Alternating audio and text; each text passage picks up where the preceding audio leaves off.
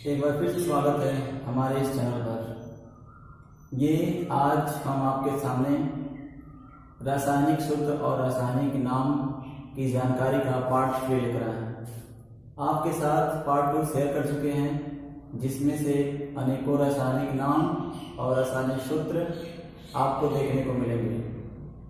और हमेशा की तरह ये ध्यान देना है कि किस प्रकार से जो लास्ट वाले का नाम हम बताए थे कि जो लास्ट में जो नाम है उसको आपको याद रखना है। अगर वह याद है तो आप कैसा हो भी फार्मूला हो आप उसका नाम बता सकते हैं। कैसे? आज ब्रोमाइड और फ्लोराइड का रासायनिक नाम लिखना है और रासायनिक सूत्र हम पहले ही लिख चुके हैं।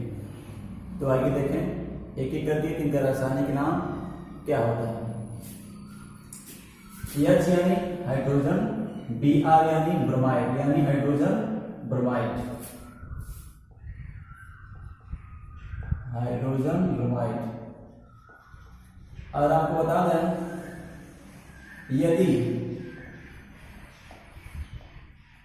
हमने जब केमिकल फार्मूला बनाना सिखाया था अपने वीडियो में, तो उसमें बताए थे यदि कि कोई एक इलेक्ट्रॉन का माइनस चार्ज है तो कोई धन विद्युत तत्व यानी अगर वह एक इलेक्ट्रॉन को देने में सक्षम है तो उस पर कोई 1 2 3 का चार्ज नहीं लगता है।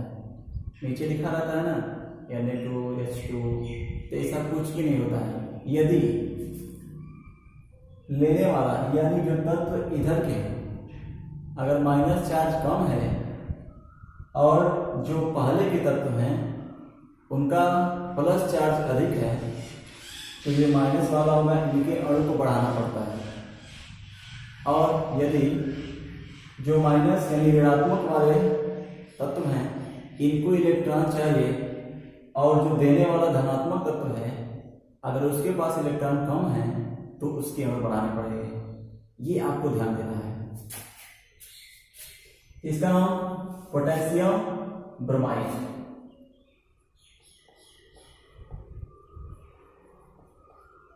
नाम याद रखना बिल्कुल आसान है।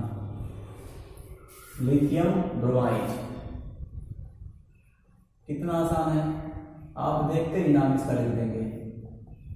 N यानी सोडियम, B यानी bromide, sodium bromide.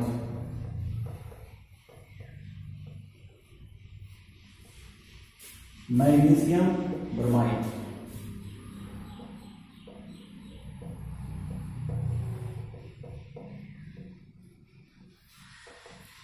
Barium bromide,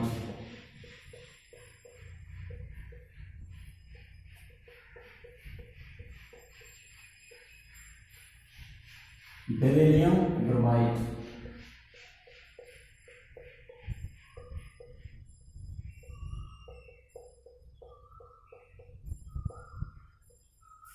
calcium bromide,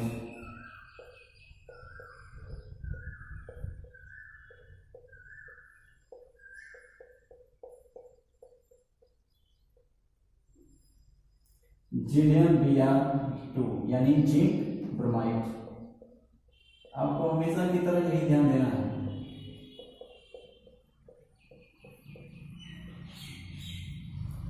manganese bromide,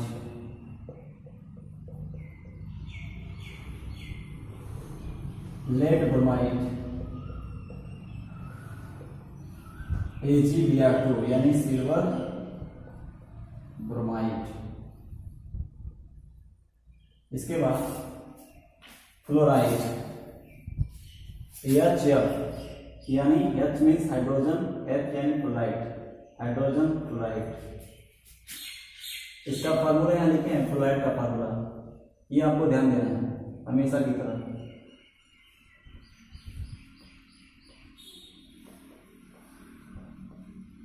hydrogen fluoride,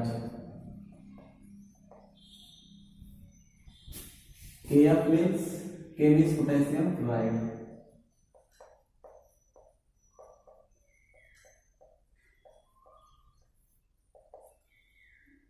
lithium fluoride,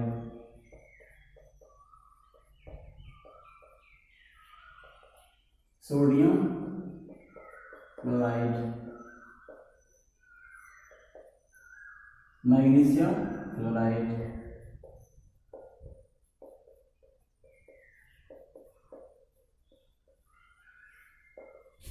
barium chloride,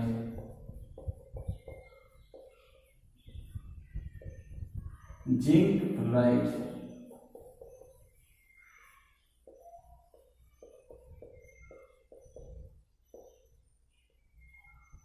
manganese chloride,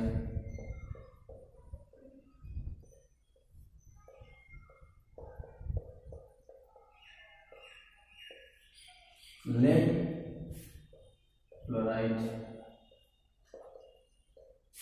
silver chloride. Okay, इसके बाद हम आपको कुछ ऐसे फॉर्मूले दिखा रहे हैं जो थोड़ा डिफरेंस होता है, आप उसे समझ नहीं पाते हैं। कैसे? देखिए, यदि सिर्फ आपको ये O सिंबल दिखे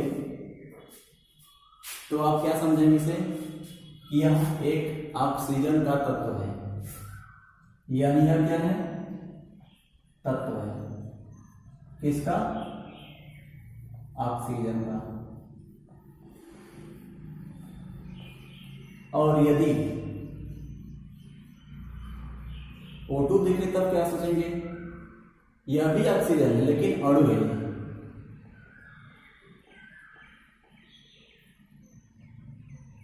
इसके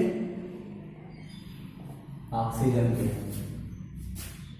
अगर सिंगल O है यानी तत्व है, अगर O2 है यानी अणु है। और यदि O के पहले 2, 3, 4 यानी संख्या का मान दर्शाया गया हो, यानी वो परमाणु है। जैसे अगर O के आगे 2 लिखा है, 2O2 यानी 2 परमाणु हैं। किसके? ऑक्सीजन के। ये आपको ध्यान रखना है। उसके बाद O3 अगर कहीं आता है तब क्या सोचेंगे? हमने देखा या O है, फिर O2, फिर O3, नाम सबका अलग अलग है। तो O3 का नाम आप शायद जानते होंगे, ओजोन। इसको कहते हैं ओजोन। अब आप ध्यान दीजिए, ऐसे कुछ और आप कभी सल्फर देखे होंगे, सुने भी होंगे। अगर यश रहता है स्वतंत्र रूप से अकेले तो यह तत्व है। तत्व है क्या? सल्फर। और यदि किसी दूसरे तत्व के साथ जुड़कर यौगिक बनाता है तो इसका नाम बदल जाता है। ये आपको ध्यान रखना है। यदि कोई यौगिक बनाता है किसी के साथ तो यह बदल जाता है। इस पर माइनस का चिन्ह इसलिए दर्शा रहे हैं क्योंकि किसी यौगिक के साथ, किसी तत्व के साथ अभी इसका बंध नहीं बना यानी यौगिक नहीं बना है, आपको बता रहे हैं। तो इसका नाम हो जाता है सल्फाइड। देखिए कितना थोड़ा सा डिफरेंस, नाम बदल जा रहा है। इसके बाद अगर SO2 देखें तब क्या सोचेंगे आप? ये नाम भी आप शायद सुने होंगे, देखे भी होंगे। इसका नाम है सल्फर। S में सल्फर, 2 मिस डाई ओमिस ऑक्साइड। बताया था ना, ऑक्सीजन किसी के साथ जुड़कर यानी किसी यौगिक में रहता है, किसी फॉर्मूले में, तो उसे ऑक्सीजन नहीं कहा जाता है, ऑक्साइड कहा जाता है। अगर वही ऑक्सीजन बीच में रहे तो उसे हाइड्रो कहा जाता है। ये आपको हम बता चुके हैं। सल्फर, 2 मिस डाई ओमिस ऑक्साइड।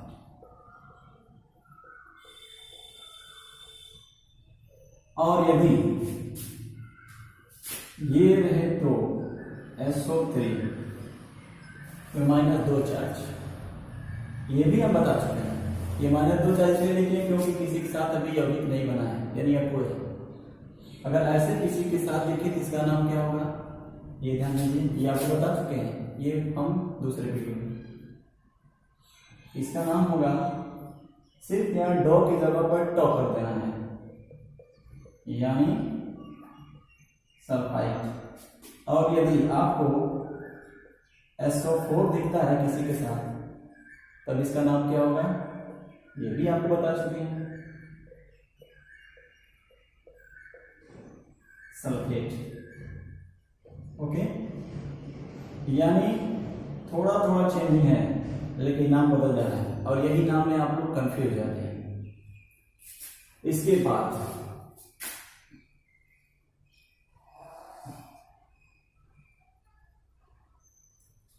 अगर आपको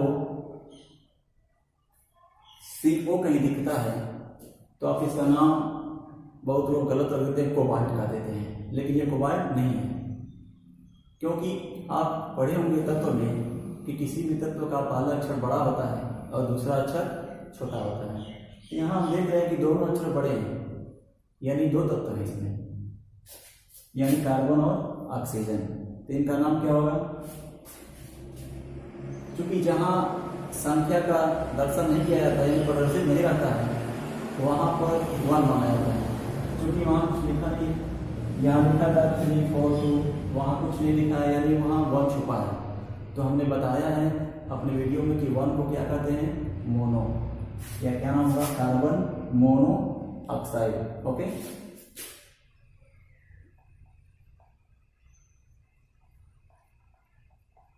कार्बन मोनो ऑक्साइड। और यदि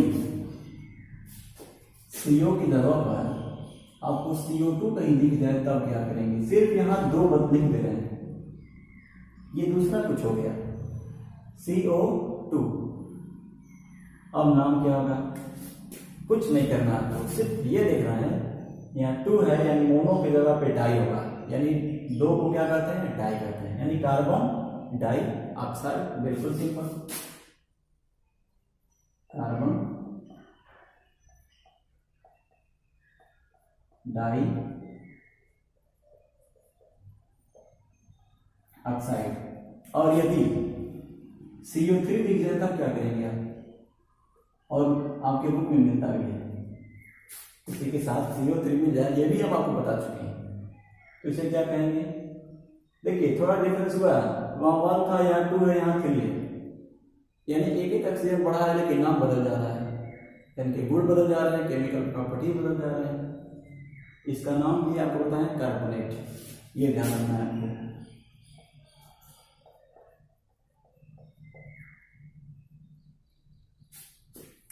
अब ध्यान दीजिए, अगर आपको H2O कहीं लिखा रहता है तो आप इसे जल कहते हैं, और यदि H3O लिखा हो तब आप क्या कहेंगे, देखिए ध्यान से, यहाँ प्लस का आवेश लग जा रहा है, इसको हम कहते हैं जल। और यदि H3O लिखा हो तब क्या कहेंगे, पंकज इस वीडियो काट दीजिए।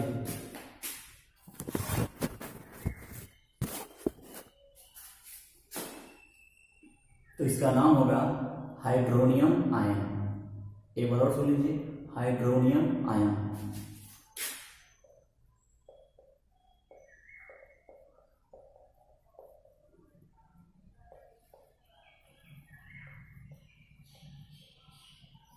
अब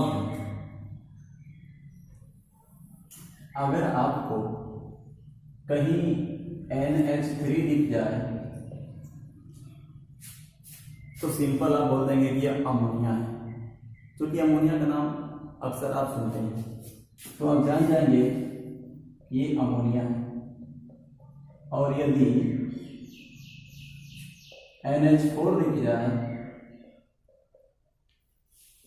किसी के साथ, ये प्लस का चिन्ह, ये आपको बता चुके हैं, ये बार बार आपको समझाया नहीं जाएगा, क्योंकि हमने 3-4 वीडियो में आपको बता चुके हैं प्लस का चिन्ह को यदि माइनस का चिन्ह हो तो इसका क्या अर्थ है। तो ध्यान अगर अमोनियस होता है तो बस थोड़ा सा नाम चेंज करना है, अमोनियम, यहाँ आ की मात्रा हटाकर मो कर देना है, यानी अमोनियम, थोड़ा सा चेंज है। अब इसके बाद ध्यान दीजिए,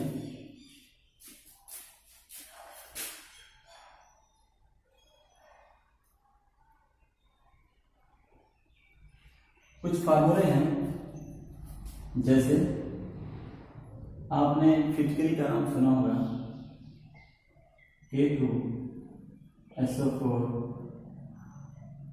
ये ध्यान रखना, इंटू ये डैश बिंदी का चिन्ह ध्यान दीजिए, ये बहुत इंपॉर्टेंट है।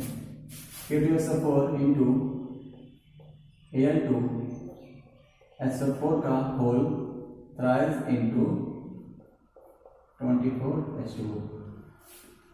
आप हमेशा अगर कोई पूछे कि आप इसका नाम बता दीजिए तो आप साधारण से बोलते हैं कि पोटास एलम या फिटकरी बोलते हैं।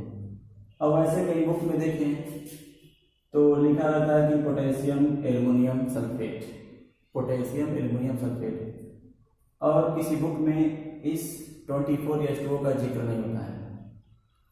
शायद आपको नहीं पता होगा या फिर इसके बारे में जानकारी होगी।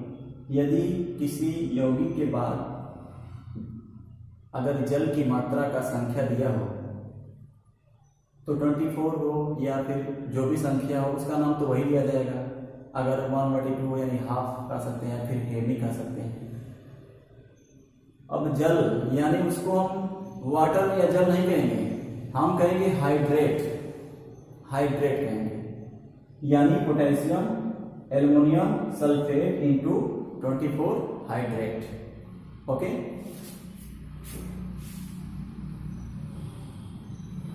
ये क्या है,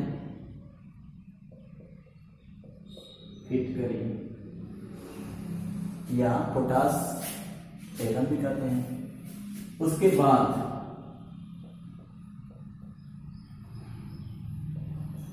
KMnO4, इनका नाम पोटेशियम परमैंगनेट है, पोटेशियम परमैंगनेट।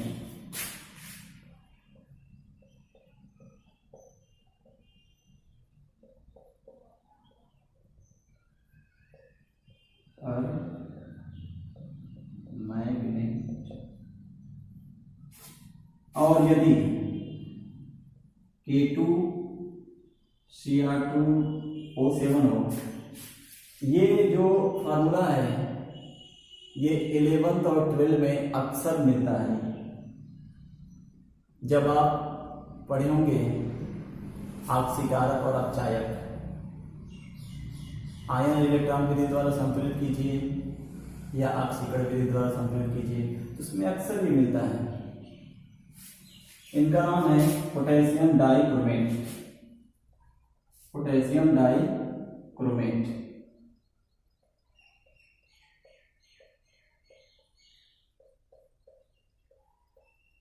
Potassium dichromate. इसके बाद आप NH2CO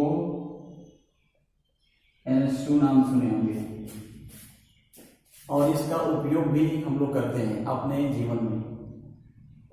इनका नाम यूरिया है।